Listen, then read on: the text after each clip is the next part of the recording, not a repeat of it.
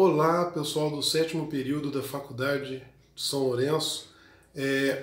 Hoje eu vou fazer uma videolição a respeito de uma temática bastante interessante, que ela é motivo de confusão, tanto do meio popular quanto do acadêmico do direito, que se refere às figuras jurídicas do testador e do testamenteiro. A confusão existe, mas nós vamos agora separar totalmente essas duas figuras jurídicas. Pessoal, testador é aquele que é o autor do testamento. Testador é aquele que vai fazer a sua disposição de última vontade. Correto? Então é o testador que ele vai elaborar o seu testamento, vai colocar a sua vontade para quem ele quer deixar seus bens. E aí vem a figura jurídica do testamenteiro, certo? O testamenteiro é aquele que vai ser incumbido pelo testador de que aquela disposição de última vontade seja efetivamente cumprida. Então não devemos confundir, correto? A figura do testador, que é o autor da herança, aquele que faz a sua disposição de última vontade. Portanto, é ele que é o autor da herança. Quando ele morrer, será aberta a sucessão e deve ser cumprido o seu testamento. E o testamenteiro, que é a figura jurídica da pessoa que foi estabelecida pelo próprio testador, e ele sim, o testamenteiro, é aquele que vai fazer cumprir a disposição de última vontade do testador. Essa é uma confusão comum, corriqueira, e que muitas vezes existem questões simples em concursos e até o próprio exame da ordem, que a pessoa acaba sendo induzida ao erro pelo tamanho do enunciado. Então, testador, autor de herança, aquele que dispôs a sua vontade através do testamento. Testamenteiro, a pessoa que foi incumbida por ele, testador, de cumprir a sua vontade.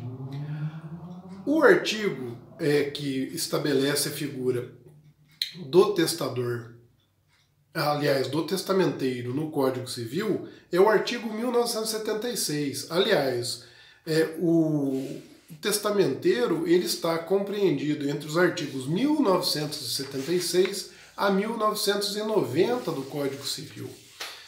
Vejam bem, foram vários artigos direcionados à figura do testamenteiro. Por quê? Porque o testamenteiro ele vai ter uma série de características peculiares a ele. A primeira dessas características, que é aquela que está estabelecida e normatizada, né, tem um comando jurídico que está no artigo 1976, é que o testamenteiro ele pode ser estabelecido conjunta ou separadamente. Portanto, o testador pode estabelecer mais de um testamenteiro que devem de agir de forma conjunta ou até mesmo separadamente. Pode então ter até a condição alternada de mais de um testamenteiro que possa cumprir a vontade do testador. Mas o que mais vai nos chamar a atenção, e devemos tomar muito cuidado com isso, é que o artigo 1977, que é o artigo seguinte, né, ele coloca o seguinte: o testador pode conceder ao testamenteiro a posse e administração da herança ou parte dela, não havendo cônjuge ou herdeiros necessários. Então, quando é que o testamenteiro vai ser administrador da herança? Bem, o testamenteiro vai ser administrador na concepção jurídica do Código Civil quando ele efetivamente tiver sido nomeado pelo testador. Então o testamenteiro só vai agir como um administrador de herança se ele foi nomeado pelo testador. Se ele não foi nomeado pelo testador, aí ele simplesmente tem que cumprir, mas ele não vai administrar. Só que ainda tem outra característica. Prestem atenção qual é a outra característica. Quando o testamenteiro vai ser o administrador de herança? Quando não houver cônjuge ou herdeiro necessário. Correto? Então, essa é uma pergunta que sempre aparece, além de termos que ter a total noção da diferenciação entre o testador e o testamenteiro, também devemos entender que o testamenteiro só vai assumir a figura de administrador de herança quando esta obrigação tiver sido colocada pelo testador e não vai haver cônjuge ou herdeiro. Certo? Herdeiro necessário, sempre lembrando daquela história, né?